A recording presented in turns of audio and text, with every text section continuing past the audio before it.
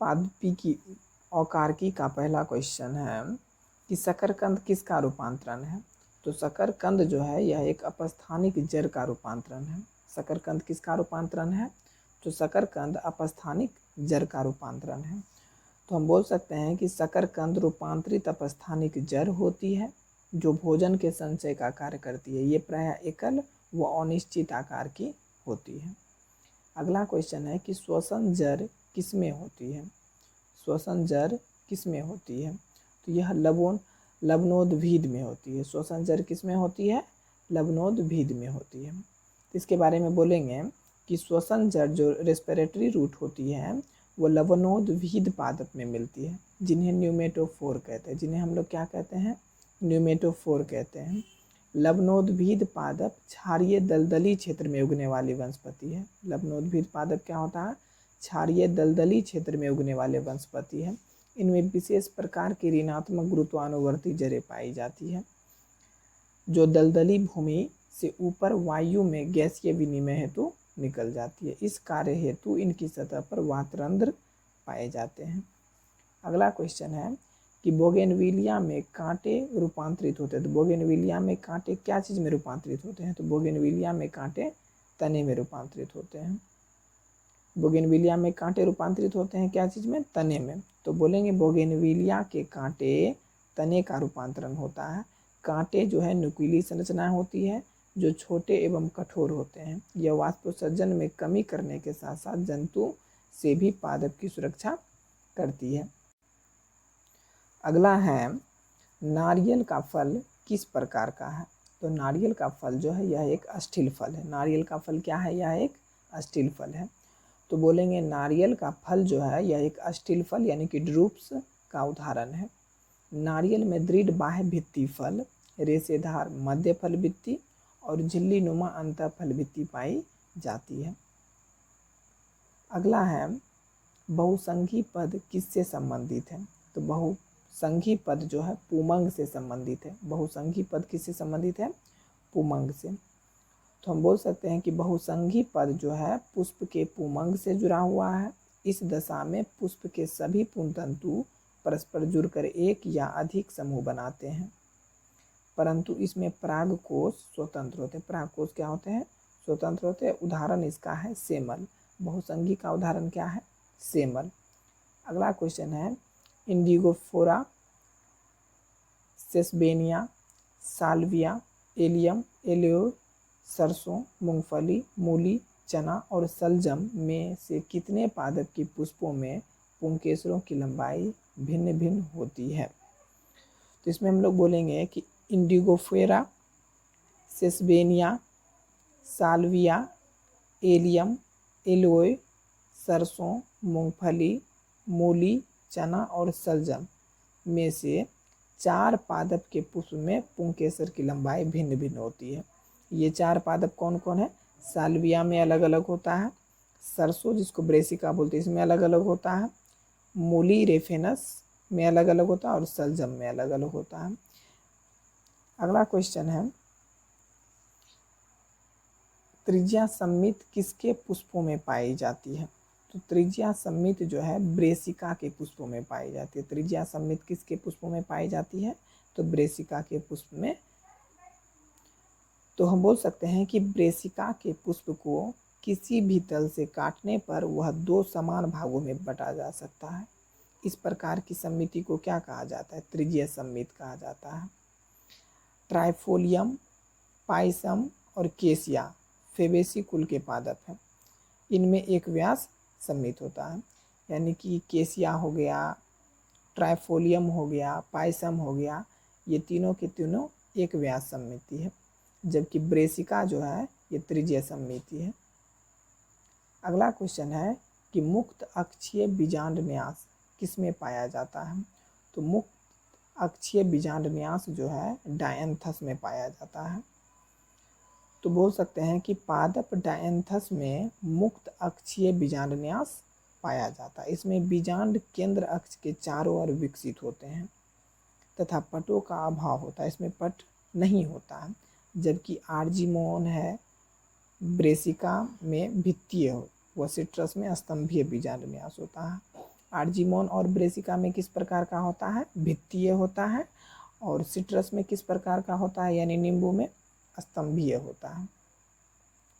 अगला क्वेश्चन है कि कच्चे नारियल में नारियल पानी क्या है? तो कच्चे नारियल में नारियल पानी जो है स्वतंत्र केंद्रकी भ्रूणपोष है। कच्चे नारियल में नारियल पानी क्या है? स्वतंत्र केंद्रकी भ्रूणपोष है। बोलेंगे कि कच्चे नारियल में नारियल पानी जो है स्वतंत्र केंद्रकी या फिर मुक्त भ्रूण केंद्रकी भ्रूणकोष होता है। इस प्रकार के भ्रूणपोष में भ्रूणपोष केंद्रक बार बार विभाजन द्वारा स्वतंत्र रूप से बहुत से केंद्रक बनाता है, जो बाद में वो क्या होता है, परिधि में विन्यस्त हो जाती है। अगला क्वेश्चन है कि पत्तियों का कार्य करने वाले चपटे हरे अंग के रूपांतरित तने को क्या कहते हैं? तो पर्णाभ वृंत कहते हैं। पत्तियों का कार्य करने वाले चपटे हरे रंग के रूपांतरित तने को क्या कहते हैं? पर्णाभ वृंत कहते हैं। तो बोल सकते हैं कि पत्तियों का कार्य करने वाले चपटे एवं हरे रंग से रूपांतरित तने को क्या कहते हैं? पर्णाभ वृंत कहा जाता है। इन पादपों में प्रकाश संश्लेषण इन्हीं संरचनाओं में होता है। इसका उदाहरण है ओपेंसिया। ऐसा किस में देखने को मिलता है? ओपेंसिया में देखने को मिलता है। अगला है पेपिलियोनेसी वाले दलपुंज में मानक दल को अन्य किस नाम से जाना जाता है? इसको वैक्सीलम के नाम से भी जाना जाता है। पेपिलियोनेसी वाले दलपुंज में मानक दल को किस नाम से जाना जाता है? तो वैक्सीलम के नाम से भी जाना जाता है। अब इसके एक्सप्लेन में बोल सकते हैं कि पेपिलियोनेसी या फिर वैक्सिलरी वाले दलपुंज में मानक दल को वैक्सीलम नाम से भी जाना जाता है। मानक दल को वैक्सीलम नाम से भी जाना जाता है। इस प्रकार के दल विन्यास में 5 दल होते हैं। इस प्रकार के दल विन्यास में कितने दल होते हैं? 5 दल होते हैं। इसमें से सबसे बड़ा पश्च दल ध्वजक या फिर वैक्सीलम दोनों और एक एक पक्षक को ढके रहता है। अन्य 2 दल जो होता है आपस में जुड़े रहते हैं और इनके दोनों स्वतंत्र किनारे पार्श्व दलों के किनारों को ढके रहते हैं, जिन्हें हम लोग कील यानी नौतल कहते हैं। अगला है त्रिकोष्ठकी एवं युक्तांडपी जायांग किसके पुष्प में होता है? तो यह लिलियेसी के पुष्प में होता है। त्रिकोष्ठकी एवं युक्तांडपी जायांग किसके पुष्प में होता है? तो यह लिलियेसी के पुष्प में होता है। अगला है मक्का के दाने के बीज पत्र को क्या कहा जाता है? तो स्कुटेलम कहा जाता है। मक्का के दाने के बीज पत्र को क्या कहा जाता है? स्कुटेलम। तो इसमें बोलेंगे कि मक्का के दाने के बीज पत्र को स्कुटेलम कहते हैं। इसका निचला भाग मूलांकुर व इसके चारों ओर मूलांकुर चोल उपस्थित होता है और इसकी ऊपरी भाग को प्रांकुर कहते हैं, जिस पर छोटी छोटी पत्तियों से बना प्रांकुर चोल पाया जाता है। अगला है निम्नलिखित में से कौन एक तने का रूपांतरण नहीं है? तो नेपेंथीज का जो घट होता है यह तने का रूपांतरण नहीं है। बाकी सिट्रस के जो कांटे होते हैं वे असल में तने का ही रूपांतरण है। खीरे के प्रतान जो होते हैं वे भी तने के रूपांतरण है और ओपेंसिया की चपटी संरचना होती है वे भी तने का रूपांतरण। अगला क्वेश्चन है गेहूं के दाने में भ्रूण में एक बड़ा ढाल के आकार का बीज पत्र होता है, उसे क्या कहते हैं? तो उसे स्कुटेलम कहते हैं। उसे क्या कहते हैं? स्कुटेलम। या फिर एक बीज पत्र के बीज पत्र को क्या कहते हैं? तो स्कुटेलम कहते हैं। तो इसके बारे में याद रखना है कि पोएसी कुल के एक बीजपत्री पादप जैसे कि मान लीजिए गेहूं हो गया, मक्का हो गया और चावल के दाने कैरियोप्सिस प्रकार के होते हैं। इस प्रकार के फल बीज में भ्रूण गेहूं के दाने के आधार के पार्श्व में लगे होते हैं। भ्रूण में एक विशाल ढालनुमा संरचना पाई जाती है जिसे स्कुटेलम यानी बीजपत्र कहते हैं।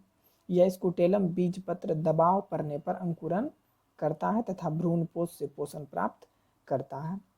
अगला क्वेश्चन है कि किसमें जड़ें जल अवशोषण में नगण्य कार्य करती है? किसका जड़ जो है जल अवशोषण का कार्य लगभग नहीं करता है?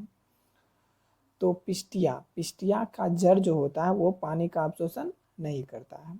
तो पिस्टिया के बारे में बोलेंगे कि पिस्टिया एक जलोद्भिद पादप है यानी पानी में रहने वाला पादप है, अतः इसमें जड़ों द्वारा जल का अवशोषण नगण्य होता है। जबकि सूरजमुखी, मटर व गेहूं जो है यह स्थलीय पादप है जिसमें जड़ों द्वारा क्या होता है? जल का अवशोषण होता है। अगला है कि स्तंभीय बीजांड न्यास किस में होता है? तो स्तंभीय बीजांड न्यास नींबू में होता है। तो इसके बारे में बोलेंगे कि अंडाशय के अंदर अंडक की व्यवस्था को बीजांडन्यास कहते हैं। स्तंभीय बीजांडन्यास में प्लेसेंटा स्तंभी होता है, प्लेसेंटा स्तंभी होता है तथा अंडक इससे चिपके रहते हैं। और ऐसा किस में पाया जाता है? नींबू में पाया जाता है, चाइना रोज में पाया जाता है तथा टमाटर में पाया जाता है। स्तंभी बीजांड विन्यास किस किस में पाया जाता है? नींबू में, चाइना रोज में और टमाटर में। डायंथस की बात करें तो डायंथस में मुक्त स्तंभीय होता है। डायंथस का बीजांडन्यास कैसा होता है? मुक्त स्तंभीय। और मटर में सीमांतीय होता है। मटर का बीजांडन्यास सीमांतीय होता है। और जो आर्जीमोन का होता है उसका भित्तीय बीजांडन्यास होता है। आर्जीमोन का बीजांडन्यास क्या होता है? भित्तीय। अगला है कि गुड़हल, सरसों, बैगन, आलू, अमरूद, खीरा, प्याज और ट्यूलिप में से कितनों में ऊर्ध्ववर्ती अंडाशय है? तो ऊर्ध्ववर्ती अंडाशय तो देखिए इसमें किस में है? इस स्थिति में पहला नंबर होता क्या है? ऊर्ध्ववर्ती अंडाशय में क्या होता है? इसमें जायांगधर जो है इसका स्पेशल होता है। और इसमें इसका उदाहरण है जैसे कि ऊर्ध्ववर्ती अंडाशय का उदाहरण है गुड़हल, सरसों, बैगन, आलू, प्याज और ट्यूलिप। बाकी जो अमरूद और खीरा है ये अधो अंडाशय होता है। ये क्या होता है? अर्ध अंडाशय, अधो अंडाशय होता है। अगला है कि निम्नलिखित में से कौन सा फल अनिषेक फलित है? तो ऊपर में क्वेश्चन कितना हो जाएगा? 6, बाकी 2 तो अर्ध अंडाशय है। अगला देखते हैं 19 में। 19 में क्या कह रहा है? निम्नलिखित में से कौन सा फल अनिषेक फलित है, यानी कि बिना निषेचन का ही फल है? किस में होता है? तो यह है केला में होता है। तो इसके बारे में क्या बोलेंगे कि फलों में से केला एक क्या है? अनिषेक फलित फल है। अनिषेक फलन निषेचन और बीज निर्माण के बिना फल के निर्माण की एक प्रक्रिया है। यानी बिना निषेचन के ही फल निर्माण की प्रक्रिया को क्या कहते हैं? अनिषेक जनन कहते हैं। अतः आर्थिक रूप से महत्वपूर्ण फलों की बीज रहित किस्मों का उत्पादन इसी विधि द्वारा किया जाता है। उदाहरण जैसे कि संतरा हो गया, केला हो गया, तरबूज, नींबू, ये सब में ऐसा होता है। अगला है कि ये किसका सूत्र है? ये पुष्प सूत्र किसका है? तो यह जो है सोलेनेसी कुल का सूत्र है। और सोलेनेसी का उदाहरण पिटूनिया है। सोलेनेसी का उदाहरण क्या है? पिटूनिया है। तो यह पुष्प सूत्र असल में किसका है? सोलेनेसी कुल के पिटूनिया का है, क्योंकि पुष्प त्रिज्या सम्मित होता है और द्विलिंगी, त्रिज्या सम्मित और द्विलिंगी, 5 संयुक्त बाह्य दली, यानी कि कैलिक्स कितना? 5, और 5 संयुक्त दली, कोरोला कितना? 5। यह पुष्पसूत्र दल लगन पुंकेसर को भी प्रदर्शित करता है। अगला है कील यानी नौतल किसके पुष्प का अभिलक्षण है? कील यानी नौतल किस में देखने को मिलता है? तो इंडिगो फेरा में देखने को मिलता है। तो बोलेंगे कील यानी नौतल वेक्जिलरी पुष्प दल विन्यास में होता है। कील यानी नौतल किस में होता है? वेक्जिलरी पुष्प दल विन्यास में होता है, जो किस कुल का विशिष्ट लक्षण है? फेबेसी कुल का विशिष्ट लक्षण है। और फेबेसी का यहाँ पे उदाहरण क्या था? इंडिगो फेरा। अगला क्वेश्चन है कि परिजायांगी पुष्प किस में पाया जाता है? तो परिजायांगी पुष्प जो है गुलाब में पाया जाता है। परिजायांगी पुष्प किस में पाया जाता है? गुलाब में। इसके परिजायांगी के बारे में बोलेंगे कि परिजायांगी पुष्प गुलाब में पाया जाता है। पुष्प में अन्य भाग की अपेक्षा अंडाशय की स्थिति के आधार पर पुष्प को श्रेणीबद्ध किया जाता है। जब पुष्प के अन्य भाग अंडाशय के नीचे से निकलते हैं, यानी अंडाशय ऊपर होता है और बाकी जो भी भाग होता है वो अंडाशय के नीचे से निकलता है, तब पुष्प अधोजायांगी या जायांगधर और अंडाशय ऊर्ध्ववर्ती कहलाता है। और इसका उदाहरण है गुड़हल। जब पुष्प के अन्य भाग वही अंडाशय के ऊपर से निकलते हैं तब उसे क्या कहेंगे? जायांगो परिक यानी कि एपिगाइनस कहेंगे। और अंडाशय उसका अधोवर्ती कहलाता है। और ऐसा होता है ककड़ी में, अमरूद में, खीरा में। वही अंडाशय की एक विशेष स्थिति जहाँ पुष्पासन बाह्यदल पुमंग के आधार आपस में जुड़कर अंडाशय के चारों ओर आधी ऊंचाई तक कपनुमा आकृति बनाती है, यानी घेरे रहती है, तो उसे मध्यवर्ती कहलाती है। वो क्या कहलाती है? मध्यवर्ती। एवं ऐसे पुष्प को हम लोग परिजायांगी कहते हैं। अगला है निम्नलिखित में से किसमें पत्तियां कांटों में चेंज हो जाता है? तो ओपेंसिया में पत्तियां जो है कांटों में चेंज हो जाता है। तो इसके बारे में याद रखना है कि नागफनी में यानी ओपेंसिया में पत्तियां कांटे में रूपांतरित हो जाती है, जिससे वाष्पोत्सर्जन की सतह क्या हो जाती है, कम हो जाती है, और वाष्पोत्सर्जन द्वारा जल की हानि कम हो जाती है। कांटों के द्वारा चरने वाले जंतु से इसकी सुरक्षा होती है। मटर में पत्तियां प्रतान में चेंज हो जाता है। मटर में पत्ती क्या चीज़ में चेंज हो जाता है, प्रतान में चेंज होता है, जो उसको ऊपर चढ़ने में हेल्प करता है। प्याज की बात करें तो प्याज में पत्तियां भोजन संग्रह के लिए मांसलोद्भिद में चेंज हो जाते हैं। अगला है नाभिका कहाँ पर एक निशान होता है, तो नाभिका बीज पर जहाँ बीजांड वृत्त जुड़ा होता है वहीं पर एक निशान होता है। नाभिका कहाँ पर निशान होता है, तो बीज पर होता है, और जहाँ पे बीजांड वृत्त जुड़ा होता है वहीं पर एक निशान होता है। अगला है कि बीजांड सन और फल भित्ति दोनों खाने योग्य भाग किसमें, जिसका बीजांड सन भी खाते हैं और उसका फल भित्ति भी खाते हैं, किसका खाते हैं, तो टमाटर का बीजांड सन भी खाते हैं और उसका फल भित्ति भी। क्वेश्चन है कि जब बाह्यदल पुंज या फिर दल पुंज के किनारे बिना किसी विशेष दिशा से एक दूसरे को आच्छादित करती है तो इस दशा को क्या कहा जाता है, तो इस दशा को व्यावर्तित कहा जाता है। इस दशा को क्या कहा जाता है, व्यावर्तित। अब व्यावर्तित का मतलब समझते हैं कि जब बाह्यदल पुंज या फिर दल पुंज के किनारे बिना किसी विशेष दिशा के एक दूसरे को आच्छादित करते हैं तो इस दशा को व्यावर्तित कहते हैं। व्यावर्तित का उदाहरण क्या क्या है, तो व्यावर्तित का उदाहरण केसिया और गुलमोहर है। व्यावर्तित का उदाहरण क्या है, केसिया और गुलमोहर। अब वैग्जलरी मतलब समझते हैं कि वैग्जलरी, तो वैग्जलरी को अवरोही कोरछादी भी कहते हैं। इसमें पश्च दल के दोनों किनारे पार्श्व दलों के पश्च किनारे को ढके रहते हैं तथा शेष दो जो अग्रदल के पश्च किनारे को ढके रहते हैं, वह अग्रदलों के अग्र किनारे संलग्न होकर एक कील का निर्माण करते हैं। तो वैग्जलरी का उदाहरण है मटर। वैग्जलरी का उदाहरण क्या है, मटर। अब एक होता है कोरछादी। कोरछादी में क्या होता है, तो कोरछादी में बाह्यदल या फिर दल पूर्णतः बाहर तथा एक पूर्णतः अंदर होता है। कोरछादी में क्या होता है, एक बाह्यदल या फिर दल जो होता है पूर्णतः बाहर तथा एक पूर्णतः अंदर होता है। शेष तीन आंशिक रूप से अंदर व बाहर होते हैं। उदाहरण इसका अमलतास है। और कोरस्पर्शी में दल या बाह्यदल एक दूसरे के किनारे को केवल स्पर्श करते हैं, और कोरस्पर्शी का उदाहरण है मकोई यानी मकई।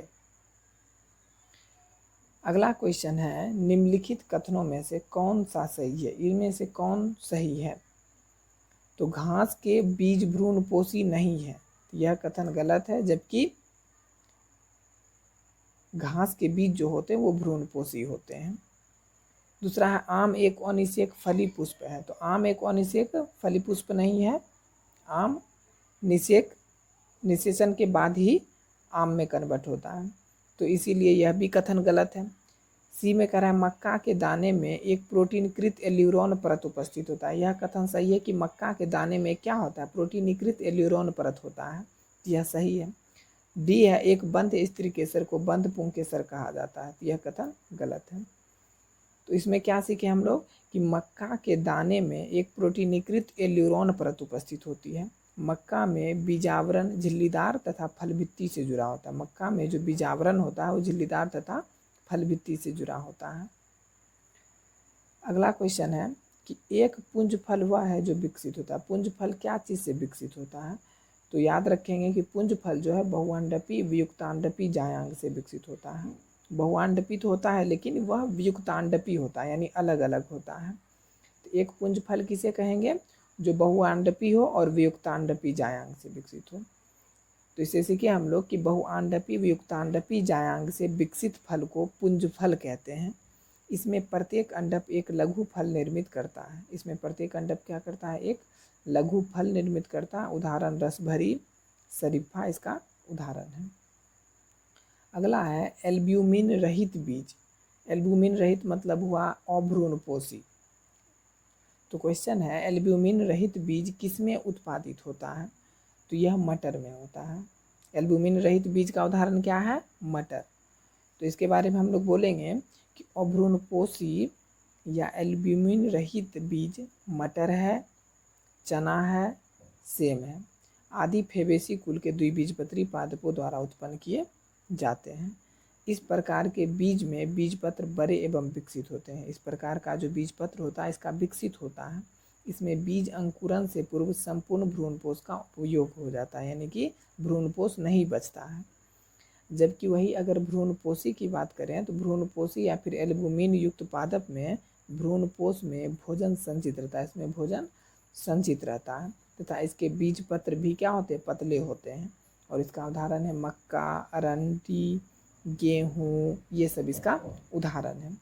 अगला है करेला, सरसों, बैगन, कद्दू, चाइना रोज यानी गुड़हल, ल्यूपिन, खीरा, सनई, चना, अमरूद, सेम, मिर्च, अलूचा, पिटूनिया, टमाटर, गुलाब, विदानिया, आलू, प्याज, एलोए और ट्यूलिप में से कितने पादपों के पुष्प अधोजायांगी हैं? इसमें से कितने पादपों के पुष्प जो है अधिजायांगी हैं? तो इसमें से क्वेश्चन में कह रहा है कि दिए गए में सिर्फ अधिजायांगी पुष्प जो है खीरा, अमरूद, कद्दू, करेला को छोड़कर जो भी है ये सब बाकी के बाकी क्या है, सब अधोजायांगी पुष्प, यानी कि 15 के 15 क्या है, अधोजायांगी पुष्प। सिर्फ कौन कौन नहीं है, खीरा, अमरूद और कद्दू। अगला क्वेश्चन है कि चाइना रोज में पुष्प कैसे होते हैं?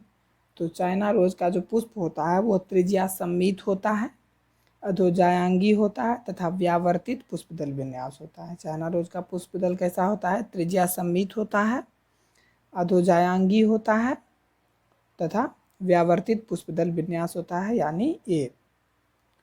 तो चाइना रोज के बारे में बोलेंगे कि चाइना रोज यानी गुड़हल में पुष्प त्रिज्या सममित होता है। पुष्प कैसा होता है, त्रिज्या सममित होता है और अधोजायांगी तथा व्यावर्तित पुष्पदल विन्यास युक्त होता है।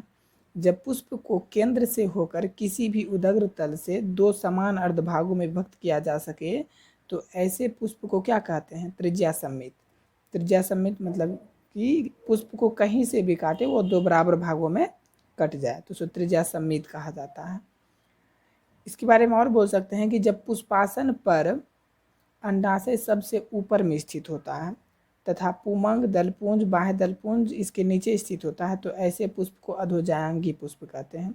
तो अधोजायांगी पुष्प का मतलब क्या हुआ कि अंडाशय ऊपर होता है, बाकी सब भाग जो होता है वो नीचे से होता है, तो इसको क्या कहते हैं, अधोजायांगी।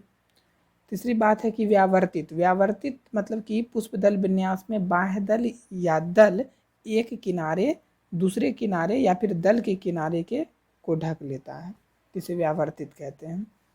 अगला क्वेश्चन है कि किसमें बीजावरण पतला झिल्लीमय नहीं होता है, यानी कि इसका जो बीज आवरण होता है वो पतला झिल्लीमय नहीं होता है। तो नारियल का जो बीज आवरण होता है वो पतला झिल्लीमय नहीं होता है। तो इसके बारे में बोलेंगे कि नारियल में जो बीज आवरण होता है वो पतला झिल्लीमय नहीं होता है, बल्कि यह मोटा और कठोर होता है। नारियल एक कौन सा फल है, नारियल एक अस्थिल फल का उदाहरण है। इसकी जो फल भित्ति होती है ना वो 3 परतों से निर्मित होती है। बाह्य फल भित्ति छिलके के रूप में, मध्य फल भित्ति रेशेदार एवं कठोर तथा जो अंतः फल भित्ति होता है कठोर एवं काष्ठीय होता है। अगला क्वेश्चन है निम्नलिखित में से किस एक पादप को उसकी 3 विशिष्टताओं के साथ सही मिलाया गया है? इसमें जैसे कि मटर जो है C3 पादप, भ्रूणपोषी बीज, वैक्सिलरी दल विन्यास, तो इसमें से कुछ सही है लेकिन यहाँ पे गलत है। टमाटर में देखते हैं, टमाटर व्यावर्तित दल विन्यास होता है, तो यह सही है। स्तंभीय बीजांड न्यास और बेरी फल, टमाटर एक किस फल का उदाहरण है, बेरी फल का उदाहरण है। तो इस सब में हमको याद क्या रखना है कि टमाटर में व्यावर्तित दल विन्यास होता है, स्तंभीय बीजांड न्यास तथा बेरी फल पाया जाता है। अन्य पादप का उसके 3 सही जो गलत है उसका सही विशेषता इस प्रकार होगा कि मटर जो है यह एक C3 पादप है, C3 पथ इसमें होता है और अभ्रूणपोषी बीज है। और यह क्या है, मटर एक क्या चीज़ का उदाहरण है, अभ्रूणपोषी बीज का उदाहरण है। और इसमें वैक्सिलरी दल विन्यास होता है। इसमें किस प्रकार का दल विन्यास होता है, वैक्सिलरी दल विन्यास होता है। तो ए में क्या गलती था, भ्रूणपोष बीज दिया था जो कि गलत है, जबकि मटर क्या है, यह एक अभ्रूणपोषी बीज है। दूसरा प्याज के बारे में बोला गया है कि प्याज जो है बल्ब है, यह स्तंभीय बीजांड न्यास इसमें होता है। इसमें किस प्रकार का बीजांड न्यास होता है, स्तंभीय बीजांड न्यास होता है। और कोरछादी परिदल पुंज होता है, क्या होता है, कोरछादी परिदलपुंज होता है। मक्का के बारे में क्या रखे, ये इसमें C4 पथ होता है। मक्का क्या चीज़ का उदाहरण है? C4 पथ इसमें होता है। और इसमें बंद संवहन बंडल होता है और इसमें स्कूटेलम होता है। मक्का क्योंकि एक बीजपत्री है तो इसमें क्या होगा, इसके बीजपत्र को स्कूटेलम कहेंगे। अगला क्वेश्चन है, नीचे दी गई सूची में से कितने पादपों में सीमांत बीजांड न्यास होता है? सीमांत बीजांड न्यास कितने में होता है? तो ऑप्शन में है सरसों, चना, ट्यूलिप, एस्पेरेगस, अरहर, सनई, मिर्च, कॉलचीसिन, प्याज, मूंग, मटर, तंबाकू, ल्यूपिन। तो इसमें से जो चना है इसमें सीमांत बीजान्यास होता है, अरहर में, मूंग में, मटर में, ल्यूपिन तथा सनई में इस तरह का बीजान्यास, सीमांत बीजान्यास होता है। कहने का मतलब कि 6 में सीमांत बीजान्यास होगा। अगला है, साइमोस पुष्पक्रम पाया जाता है। साइमोस पुष्पक्रम किस में पाया जाता है? तो साइमोस पुष्पक्रम जो है सोलेनम में पाया जाता है। साइमोस पुष्पक्रम किस में पाया जाता है? सोलेनम में पाया जाता है। साइमोस पुष्पक्रम सोलेनम में पाया जाता है। अगला क्वेश्चन है, पर्णाभ वृंत यानी फाइलोक्लेड उपस्थित हो। पर्णाभ वृंत किस में उपस्थित होता है? तो यह ऑस्ट्रेलियन अकेसिया में उपस्थित होता है। पर्णाभ वृंत किस में उपस्थित होता है? ऑस्ट्रेलियन अकेसिया में उपस्थित होता है। इसके बारे में बोलेंगे कि पर्णाभ वृंत जो है ऑस्ट्रेलियन अकेसिया में उपस्थित होता है। कुछ पादपों में संयुक्त पत्ती का पर्णफलक शीघ्र ही झड़ जाता है। कुछ पादप में संयुक्त पत्ती का जो पर्णफलक होता है वो शीघ्र ही झड़ जाता है और पर्णवृंत हंसियाकार पत्तीनुमा संरचना में रूपांतरित होकर प्रकाश संश्लेषण करने लगता है। उसका जो पर्णवृंत होता है हंसियाकार होकर वह प्रकाश संश्लेषण में भाग लेने लगता है। इस प्रकार का रूपांतरित क्या कहलाता है? पर्णवृंत को पर्णाभ वृंत कहते हैं। अगला क्वेश्चन है, निम्नलिखित में से किस पुष्प के जायांग में अनेक स्वतंत्र स्त्री केसर पाए जाते हैं? तो बहुत सारे स्वतंत्र स्त्री केसर किस में पाए जाते हैं? माइकेलिया में। बहुत सारे स्वतंत्र स्त्री केसर किस में पाए जाते हैं? माइकेलिया में। तो इसके बारे में बोलेंगे कि जब पुष्प के जायांग में 2 या अधिक अंडप पाए जाते हैं और ये सभी एक दूसरे से स्वतंत्र होते हैं तो ऐसी स्थिति में इसे मुक्तांडपी या फिर व्युक्तांडपी कहते हैं। अगला क्वेश्चन है कि निम्नलिखित में से कौन सुम्मेलित है? इसमें से सुम्मेलित कौन है? तो प्याज, क्या यह एक सल्ककंद है? तो हाँ, प्याज में सल्ककंद ही होता है। प्याज में क्या होता है? सल्ककंद। यह सही है। तो अभी सब के बारे में याद क्या क्या रखना है कि देखिए, प्याज एक भूमिगत तने का एक विशिष्ट रूपांतरण सल्ककंद ही बल्ब होता है। इसमें तना लेंस के समान तथा सूक्ष्म होता है। इसमें जो तना होता है लेंस के समान और बहुत सूक्ष्म होता है। इसके चारों तरफ मांसल सल्क पत्र, इसके प्याज के चारों तरफ क्या होता है? मांसल सल्क पत्र निकलते हैं। इसमें तना अति संघनित होता है। इसका जो तना होता है प्याज का अति संघनित होता है और नीचे की ओर बहुत सी अपस्थानिक इसमें से जड़ें निकलती है। अगला क्वेश्चन है, नीचे दी गई सूची में से कितने पादपों से सग्रंथित फल पाए जाते हैं जो एक पुष्पक्रम से विकसित होते हैं? तो ऑप्शन के अनुसार एक है अखरोट, पोस्त, मूली, अंजीर, अनानास, सेब, टमाटर, सहतूत। तो इसमें से अंजीर जो है जिसका नाम फाइकस केरिका होता है, इसमें हाइपोथेंडियम प्रकार का पुष्प विन्यास पाया जाता है। तो हमसे पूछा गया है कि सग्रंथित यानी कि कंपोजिट फल कितने में पाया जाता है? तो अंजीर, अनानास और सहतूत में पाया जाता है। किस में पाया जाता है? अंजीर, अनानास और सहतूत में ही सिर्फ पाया जाता है। तो यहाँ पे ऑप्शन 3 ही है, तो यहाँ पे डी होना चाहिए। अगला क्वेश्चन है, निम्नलिखित चित्रों में से कौन डायंथस में बीजांड न्यास को प्रदर्शित करता है? तो पहला नंबर, डायंथस में किस तरह का बीजांड न्यास होता है? तो डायंथस में मुक्त स्तंभीय बीजांड होता है। मुक्त स्तंभीय मतलब इसमें किसी तरह का स्तंभ नहीं होता है। जैसे कि ए में देखिए स्तंभ है लेकिन बी में किसी तरह का स्तंभ नहीं है, तो इसीलिए यहाँ पे क्या हो जाएगा? बीजांड मुक्त बीजान्यास किसमें है? बी में है। अगला क्वेश्चन है, जालिकावत शिरा विन्यास वाली चक्रीय एवं सरल पत्तियां पाई जाती है। जालिकावत शिरा विन्यास और चक्रीय एवं सरल पत्तियां किसमें पाई जाती है? एल्स्टोनिया में। चक्रीय पत्तियां का उदाहरण एक ही है, एल्स्टोनिया। तो इसके बारे में बोलेंगे एल्स्टोनिया के बारे में कि एल्स्टोनिया में जालिकावत शिराविन्यास वाली चक्रीय एवं सरल पत्तियां पाई जाती है। पत्ती के फलक में शिराओं एवं उपशिराओं में फैलने के क्रम को शिराविन्यास कहते हैं। ये दो प्रकार के होते हैं, एगो जालिका रूपी शिराविन्यास जो कि नॉर्मली द्विबीजपत्री पादप में देखने को मिलता है, एक होता है समांतर शिराविन्यास जो कि एक बीजपत्री पादपों में होता है, जैसे कि कैलोट्रोपस, गुड़हल, नीम तथा एल्स्टोनिया के द्विबीजपत्री होने के कारण ये सब में क्या मिलेगा, जालिकावत शिराविन्यास मिलेगा। परंतु जो पत्तियों का चक्रीय विन्यास होगा तो वो है एल्स्टोनिया। एल्स्टोनिया में क्या होता है, चक्रीय होता है। तो यहाँ पे क्वेश्चन में था कि जालिकावत शिराविन्यास भी होना चाहिए और उसकी संरचना चक्रीय होनी चाहिए, तो इसका उदाहरण क्या होगा, एल्स्टोनिया।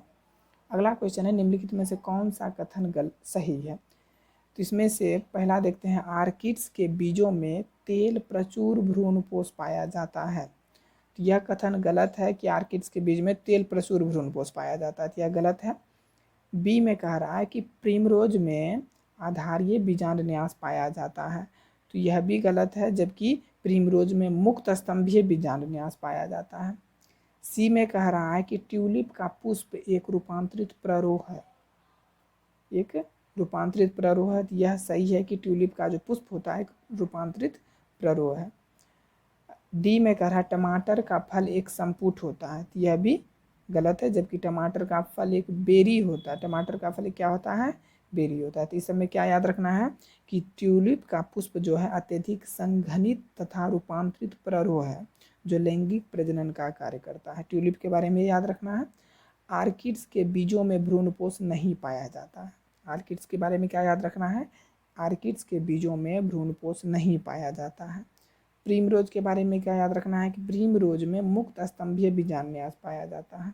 प्रिमरोज में क्या मुक्त स्तंभीय बीजान्यास पाया जाता है। और टमाटर का फल एक सरल फल बेरी है। अगला है क्वेश्चन कि मिर्च का सही सूत्र क्या है। तो पहला नंबर, मिर्च तो सोलेनेसी कुल से बिलोंग करता है, तो इसमें से जो सोलेनेसी का फॉर्मूला है वही होगा। तो सोलेनेसी का फॉर्मूला यहाँ पे ए है, यानी कि त्रिज्या सममित होनी चाहिए, उभयलिंगी होनी चाहिए, कैलिक्स 5, संयुक्त दल 5 होनी चाहिए, और कोरोला 5 यानी संयुक्त 5 दल होना चाहिए, और पुंकेसर भी 5 होना चाहिए वो दल लगन, और जायांग जो है द्विअंडपी यानी G2 होना चाहिए। तो यहाँ पे ए ही सही है। सोलेनेसी का फॉर्मूला क्या है, ए। अगला क्वेश्चन है कि एक व्यास सममित पुष्प पाए जाते हैं। तो एक व्यास सममित जो है गुलमोहर में पाए जाते हैं। अब एक व्यास सममित का मतलब हुआ कि इसको सिर्फ हम एक ही भाग से काट सकते हैं तो बराबर भाग में कटेगा। तो इसके बारे में याद क्या रखना है कि एक व्यास सममित पुष्प गुलमोहर में पाए जाते हैं जब कोई पुष्प केवल एक ऊर्ध्वाधर यानी वन वर्टिकल प्लेन से ही दो समान भागों में विभक्त किया जा सके, तो ऐसे पुष्प को एक व्यास सममित कहा जाएगा। अगला क्वेश्चन है, निम्नलिखित में से किसके पुष्प में अंडाशय अर्ध अधोवर्ती होता है। अर्ध अधोवर्ती जो है आडू में होता है। अर्ध अधोवर्ती किस में होता है, आडू में। तो इसके बारे में याद रखेंगे कि परिजायांगी, अगर इंग्लिश में बोले पेरिगाइनस पुष्प में अंडाशय की अवस्था कैसी होती है, अर्ध अधोवर्ती होती है। और इसका उदाहरण क्या है, अर्ध अधोवर्ती का उदाहरण, परिजायांगी का उदाहरण आडू, बेर, गुलाब, ये तीन इसका उदाहरण है। अगला क्वेश्चन है, निम्नलिखित में से कौन कपास के पुष्प में दल विन्यास को सही प्रकार से दर्शाता है। तो कपास का दल विन्यास जो है कैसा होता है, कपास का दल विन्यास इस प्रकार का है कपास का कि ये व्यावर्तित जो है डी, व्यावर्तित संरचना ही कपास में पाया जाता है। कपास में किस प्रकार की संरचना पाई जाती है, व्यावर्तित। इसके बारे में बोलेंगे कि मालवेसी कुल के पादप कपास जो है में पुष्प में व्यावर्तित दल विन्यास पाया जाता है। व्यावर्तित दल विन्यास का मतलब है इस प्रकार के पुष्प दल विन्यास में प्रत्येक दल का एक सिरा अगले दल के सिरे से क्या होता है, ढका रहता है। तो यहाँ पे डी हो जाएगा, व्यावर्तित संरचना है इसीलिए डी हो जाएगा।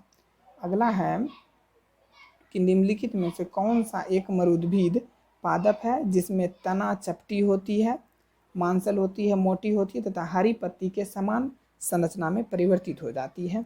तो यह ओपेंसिया में देखने को मिलता है। यह किस में देखने को मिलता है? ओपेंसिया में। इसके बारे में बोलेंगे कि ओपेंसिया शुष्क मरुस्थलीय आवास में उगने वाला पादप है। इस पादप में कुछ पर्वों तथा पर्व संधियों वाला तना चपटी, मांसल, मोटी तथा हरी पत्ती के समान संरचना में रूपांतरित हो जाता है, जिसे पर्णाभ वृंत कहते हैं। पर्णाभ वृंत पत्ती के समान ही प्रकाश संश्लेषण करता है। पर्णाभ वृंत में पत्ती के समान ही प्रकाश संश्लेषण करता है तथा भोजन का संग्रह भी करता है। इसकी पत्तियां कांटों में रूपांतरित हो जाती है। पर्णाभ वृंत की पत्तियां कांटों में रूपांतरित हो जाती है, जो वाष्पोत्सर्जन को कम करने में हेल्प करता है। अगला क्वेश्चन है, सोयाबीन का सही सूत्र क्या है? तो सोयाबीन का सही सूत्र जो है, सोयाबीन पहला नंबर किस कुल से बिलोंग करता है?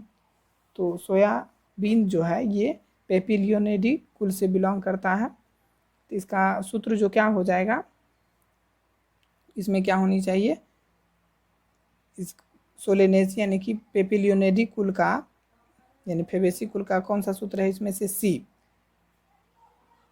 इसमें से कौन सा सूत्र है? सी। फेबेसी कुल का सूत्र कौन सा है? सी। तो इसीलिए पूछा गया है सोयाबीन का सही सूत्र क्या है, तो यहाँ पे सी हो जाएगा। अगला क्वेश्चन है कि निम्नलिखित 4 कथन पढ़िए तथा 2 सही कथन के लिए उचित विकल्प का चयन कीजिए। तो देखते हैं इसमें से कौन सा 2 कथन सही है। पहला है कि वैक्जिलरी जो है दल विन्यास में एक बड़ा पश्चदल ध्वजक, 2 पार्श्वीय दल पक्ष तथा 2 छोटे अग्रदल नौतल कहलाते हैं। तो यह कथन सही है कि वैक्जिलरी दल विन्यास में एक बड़ा पश्चदल ध्वजक, 2 पार्श्वीय दल पक्ष क्या तथा 2 छोटे अग्रदल नौतल कहलाते हैं।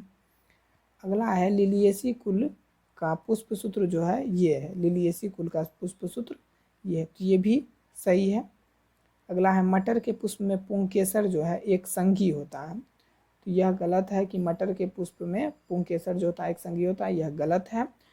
अगला है सोलेनेसी कुल का पुष्प सूत्र ये है, तो ये तो पूरे सोलेनेसी का नहीं है, ये गलत है।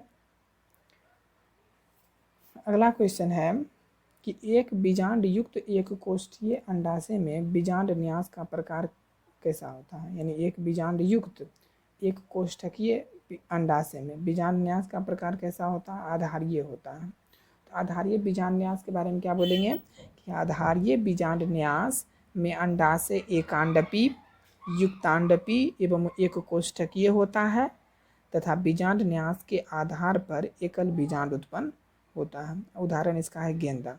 आधारीय बीजांड न्यास किस में पाया जाता है? गेंदा में। अगला क्वेश्चन है निम्नलिखित में से किसके पुष्प में अर्ध अधोवर्ती अंडाशय पाया जाता है? तो अर्ध अधोवर्ती अंडाशय जो है वह बेर में पाया जाता है। तो और क्या क्या उदाहरण है? आड़ू, बेर, गुलाब, ये सब क्या है? अर्ध अधोवर्ती का उदाहरण है। अर्ध अधोवर्ती अंडाशय किस में पाया जाता है? तो बोलेंगे परिजायांगी में पाया जाता है। किस में पाया जाता है? परिजायांगी में पाया जाता है। अगला क्वेश्चन है चाइना रोज यानी हिबिस्कस रोजा साइनेंसिस के पुष्प में पुमंग के लिए प्रयुक्त तकनीकी शब्द कौन सा है? तो एक संघी। चाइना रोज क्या है? एक संघी। तो इसके बारे में बोलेंगे पुंकेसर की एक संघी दशा में सभी पुतंतु परस्पर संयुक्त होकर एक समूह का निर्माण करती है, जबकि प्रागकोश जो इसका होता है वो स्वतंत्र होता है। प्रागकोश जो होता है क्या होता है? स्वतंत्र होता है। अगला क्वेश्चन है कि गेहूं अथवा मक्का के दाने में उपस्थित स्कूटेलम अन्य एक बीजपत्री बीजों के किस भाग के बराबर है? तो यह उसके बीजपत्र के बराबर है। गेहूं और मक्का में जो उसका बीजपत्र होता है वह स्कूटेलम कहलाता है। तो गेहूं अथवा मक्का के दाने में उपस्थित स्कूटेलम अन्य एक बीजपत्री बीज के किस भाग के बराबर है? तो उसके बीजपत्र के बराबर है। अगला क्वेश्चन है कि पुष्प सूत्र ये जो है ये क्या चीज़ से संबंधित है? तो ये सोलेनेसी का सूत्र है और यहाँ पे सोलेनेसी का उदाहरण क्या है? तंबाकू। तंबाकू क्या है? सोलेनेसी कुल का उदाहरण है। अगला क्वेश्चन है क्रमशः बीजपत्र तथा बाह्यचोल खाद्य भाग यानी किसका बीजपत्र खाते हैं और किसका बाह्यचोल खाते हैं? तो हम लोग मूंगफली का बीजपत्र खाते हैं और बाह्यचोल किसका खाते हैं? अनार का। तो इसीलिए यहाँ पे क्या हो जाएगा? ए।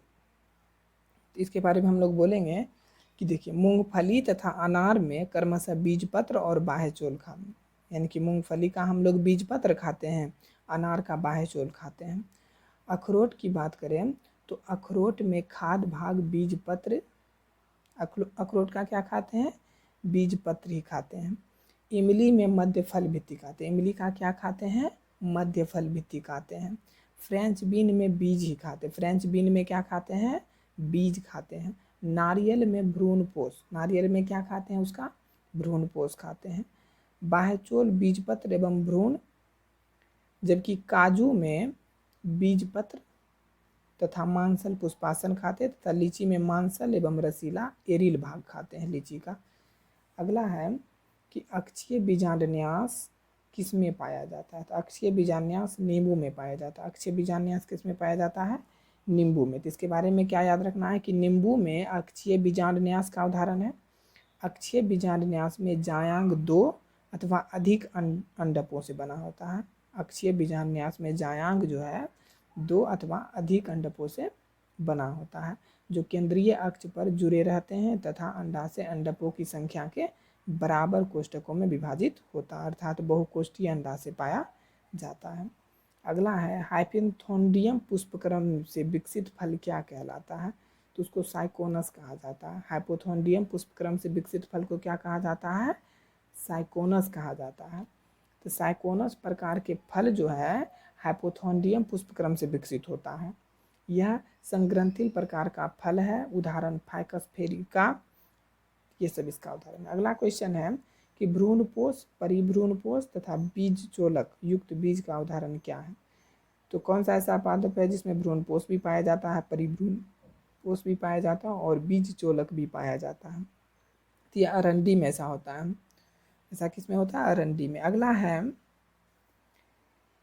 परिवर्धनशील भ्रूण द्वारा भ्रूणपोष का उपभोग किसके बीज में होता है, तो यह मटर के बीज में होता है। परिवर्धनशील भ्रूण द्वारा भ्रूणपोष का पूरे यूज किस में हो जाता है, मटर में। तो इसीलिए मटर को क्या कहा जाता है, अभ्रूणपोषी। मटर को क्या कहते हैं, अभ्रूणपोषी। तो इसके बारे में बोलेंगे कि परिवर्धनशील भ्रूण द्वारा भ्रूणपोष का उपयोग फेबेसी कुल के पादप मटर में किया जाता है। अगला क्वेश्चन है कि द्विअंडपी, युक्तांडपी एवं अधोवर्ती अंडाशय से बना शुष्क अस्फुटनशील एकल बीजी फल कौन सा है, तो सिप्सेला है, यानी कि द्विअंडपी युक्तांडपी है एवं अधोवर्ती अंडाशय इसमें पाया जाता है। इसका उदाहरण है सिप्सेला। तो इसके बारे में क्या याद रखना है कि सिप्सेला जो है शुष्क एवं अस्फुटी फल है, जो द्विअंडपी है, युक्तांडपी, अधोवर्ती अंडाशय से विकसित होता है। इसमें बीज फलवत्ती के आधार से क्या होता है, जुड़ा होता है। अगला क्वेश्चन है कि अंजीर के साइकोनस के मांसल पुष्पासन के भीतर कौन सी बहुसंख्यक संरचना बंद हुई रहती है, तो एकीन इसकी जो होती है बंद हुई रहती है। इसकी एकीन संरचना क्या होती है, बंद हुई रहती है। अगला क्वेश्चन है निम्नलिखित में से किस एक में फल कक्षमय अधोवर्ती अंडाशय से विकसित और उसके बीज जो हैं गुद्देदार बीजावरण वाले होते हैं, तो ऐसा होता है अनार में। ऐसा किस में होता है, अगला है अनानास का फल किससे विकसित होता है, तो अनानास का फल जो है वह एक समान अक्ष पर सहत रूप से लगे पुष्प के गुच्छे से विकसित होता है। अनानास का फल किससे विकसित होता है, एक समान अक्ष पर सहत रूप से लगे पुष्प के गुच्छे से विकसित होता है। अगला है निम्नलिखित में से किस फल में खाद्य योग्य भाग एरिल होता है, यानी किसका हम लोग एरिल खाते हैं, तो लीची का। लीची का क्या खाते हैं, एरिल। तो इसके बारे में बोलेंगे कि लीची के फल में खाद्य योग्य भाग जो है वह एरिल होता है। एरिल बीजांड के आधार पर एक ऊर्ध्व द्वारा निर्मित अतिरिक्त बीजावरण होता है। अगला है मक्का की एक अल्पायु गुल्ली के अंतिम छोर से बाहर को और निकले लंबे लंबे सूत्रीय धागे को क्या कहते हैं, सूत्रीय धागे को वर्तिकाएं कहते हैं। वो जो लटके हुए होते हैं उसे क्या कहते हैं, वर्तिकाएं कहते हैं। अगला है कि पंचतई त्रिज्या सम्मित पुष्पों आरे तिरछे से युक्त द्विअंडाशय तथा फल का कैप्सूल संपुट अथवा सरस प्रकार का होना किसके विशिष्ट लक्षण है, तो यह जो है सोलेनेसी का लक्षण है। यह किसका लक्षण है, क्योंकि पंचतई जो होता है ये सोलेनेसी में ही होता है। अगला है आम का जूस प्राप्त होता है, तो आम का जूस किससे प्राप्त होता है? मध्य भित्ति से। या फिर आम का हम लोग क्या खाते हैं? वो मध्य भित्ति ही खाते हैं, तो इसीलिए आम का जूस किससे प्राप्त होता है? मध्य भित्ति से ही। अगला है, नींबू के फल में पाई जाने वाली रोम सदृश संरचनाएं, सरल संरचनाएं किससे विकसित होती है? तो वह जो है अंतःफल भित्ति से विकसित होती है। किससे विकसित होती है? अंतःफल भित्ति से, जिससे नींबू का रस निकलता है, यानी रोम के जैसा जो होता है सदृश, तो वो किससे विकसित होती है? तो वो अंतःफल भित्ति से ही विकसित होती है। अगला है कि चतुर्दीर्घी अवस्था पाई जाती है। तो चतुर्दीर्घी अवस्था किस में पाई जाती है? क्रूसीफेरी में चतुर्दीर्घी अवस्था पाई जाती है। अगला है, कौन सा युग्म पादप के खाद्य भाग के लिए सही है? तो टमाटर का क्या हम पुष्पासन खाते हैं?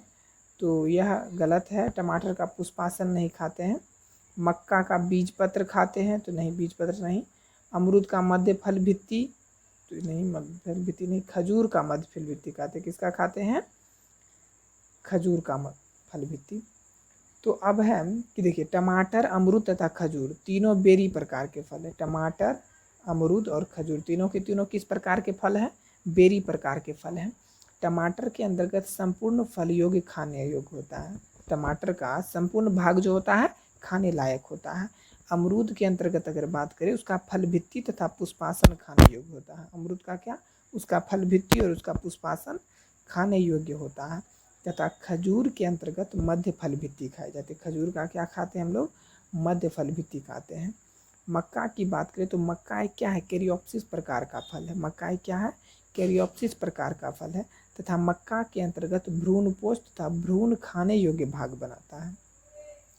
अगला है, द्विअंडपी जायांग तथा तिरछा अंडा से किसमें पाया जाता है? तो यह बैगन में पाया जाता है। द्विअंडपी जायांग तथा तिरछा अंडा से किसमें पाया जाता है? तो यह बैगन में पाया जाता है। तो बैगन के बारे में क्या बोलेंगे कि बैगन यह सोलेनम मेलेंजोना सोलेनेसी कुल का पादप है।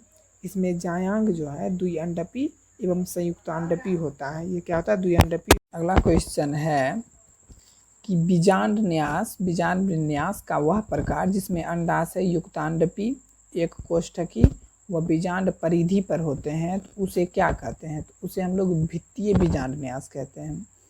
ऐसा बीजांडन्यास जिसमें अंडाशय क्या हो? युक्तांडपी हो और एक कोष्ठकीय व बीजांड परिधि पर हो, तो उसे क्या कहते हैं? भित्तीय बीजांडन्यास। और भित्तीय बीजांडन्यास का उदाहरण क्या क्या है? पपीता है भित्तीय बीजांडन्यास का उदाहरण, मूली है और सरसों, ये तीनों जो है भित्तीय बीजांडन्यास का उदाहरण है। अगला क्वेश्चन है कि वह पादप जिसमें अवरोही जड़ें पाई जाती है। तो अवरोही जड़ें किस में पाई जाती है? तो स्क्रूपाइन में पाई जाती है। अवरोही जड़ें किस में पाई जाती है? स्क्रूपाइन में पाया जाता है। तो इसके बारे में बोलेंगे कि देखिए, स्क्रूपाइन पेंडाइनस में अवरोही जड़ें होती है। ये जड़ें तने के निचले कुछ पर्वसंधियों से विकसित होते हैं तथा भूमि में तिरछी प्रवेश करती है और पादप को आधार प्रदान करती है। ये भूमि से जल व खनिज लवण को भी अवशोषित करने का काम करती है। अगला क्वेश्चन है कि सूरजमुखी के भ्रूण में होते हैं। तो सूरजमुखी के भ्रूण में क्या होते हैं? तो द्विबीजपत्र होते हैं। तो इसके बारे में बोलेंगे कि सूरजमुखी कंपोजिटी या फिर एस्टेरेसी कुल का द्विबीजपत्री पादप है, अतः इसके भ्रूण में 2 बीजपत्र होते हैं। इसके भ्रूण में कितने बीजपत्र होते हैं? इसके भ्रूण में 2 बीजपत्र होते हैं। बीजपत्र पादप में बीजपत्रों का मुख्य कार्य खाद्य पदार्थ का संचय करना है। जिन पादपों के भ्रूण में केवल एक ही बीजपत्र होगा उसे हम लोग एक बीजपत्री कहेंगे, और एक बीजपत्री का उदाहरण क्या है? मक्का है। अगला क्वेश्चन है, निम्न में से कौन सा वक्तव्य पादप प्रजाति व उनके उपयोग के लिए सही है? तो पहला है ओराइजा सेटाइवा। तो ओराइजा सेटाइवा यह प्रोटीन का धनी स्रोत है, तो यह गलत है। ओराइजा सेटाइवा यानी कि धान जो है प्रोटीन का धनी स्रोत नहीं है, यह कथन गलत है। दूसरा है मेनीहोट यूटिलिसिमा, जो मुख्यतः केरल में पाया जाता है, तो यह कथन सही है कि मेनीहोट यूटिलिसिमा जो है मूलकंद जो कि मुख्य रूप से कहाँ पाया जाता है? केरल में पाया जाता है। तब सबके बारे में बताते हैं। देखिए, पहले क्या है? मेनीहोट यूटिलिसिमा, ये क्या है? यह कसावा का वैज्ञानिक नाम है। यह कसावा का वैज्ञानिक नाम, यह एक मूलकंद होता है। यह एक क्या होता है, मूल कंद होता है, जो केरल में मेनली पाया जाता है। ये कंद मंड युक्त होता है। अगला है ओराइजा सेटाइवा, यानी ये ओराइजा सेटाइवा किसका नाम है? ये असल में चावल का वैज्ञानिक नाम है। यह महत्वपूर्ण खाने योग्य अनाज है। और रिसिनस कम्युनिस जो है यह अरंडी का वैज्ञानिक नाम है। रिसिनस कम्युनिस जो है ये किसका नाम है? अरंडी का वैज्ञानिक नाम है। अरंडी से क्या प्राप्त होता है? हमें तेल प्राप्त होता है। और हिबिस्कस एस्कुलेंटिस किसका नाम है? ये पूरे देश में नहीं पाया जाता है यहाँ पे, जबकि डी में कह रहा है कि पूरे देश में पाया जाता है, जबकि हिबिस्कस एस्कुलेंटिस पूरे देश में नहीं पाया जाता है। अगला क्वेश्चन है कि वार्षिक उत्पादन के संदर्भ में विश्व के 5 मुख्य अनाज कौन कौन है? तो सभी 5 पोएसी कुल के सदस्य, सभी जो विश्व के 5 सबसे मेन अनाज हैं वो कौन है? सब के सब पोएसी कुल के हैं। तो इसके बारे में बोलेंगे कि वर्ष 2012 के वार्षिक उत्पादन के संदर्भ में विश्व के 5 मुख्य अनाज है गेहूँ, चावल, मकई, जौ और ज्वार है। ये सब के सब पोएसी कुल से बिलोंग करता है। इसे ग्रेमिनी कुल के नाम से भी जाना, पोएसी को ग्रेमिनी कुल के नाम से भी। अगला क्वेश्चन है निम्न में से कौन सा एक सत्य फल है? तो सत्य फल यहाँ पे नारियल है। सत्य फल क्या है? नारियल है। तो सत्य फल कहते किसे हैं? जो निषेचन के पश्चात सीधे अंडाशय से विकसित होने वाला जो फल होता है वही सत्य फल, जो कि अंडाशय से विकसित होगा वही सत्य फल होगा। बाकी और कोई और भाग से जो विकसित होता है वो असत्य फल कैटेगरी में आएगा। तो सत्य फल का उदाहरण क्या क्या है? आम, नारियल, ये सब क्या है? सत्य फल का उदाहरण है। कभी कभी क्या होता है कि फल के निर्माण में अंडाशय के साथ साथ पुष्पासन, बाह्यदल आदि भी भाग लेते हैं। इसे हम लोग कूट या फिर आभासी फल भी कहते हैं। तो आभासी फल का उदाहरण कौन कौन है? सेब व नाशपाती के खाने योग्य भाग मांसल, पुष्पासन तथा काजू में प्रमुख खाद्य भाग मांसल, पुष्पवृंत होता है। तो ये सब क्या है? आभासी फल का उदाहरण है। अगला क्वेश्चन है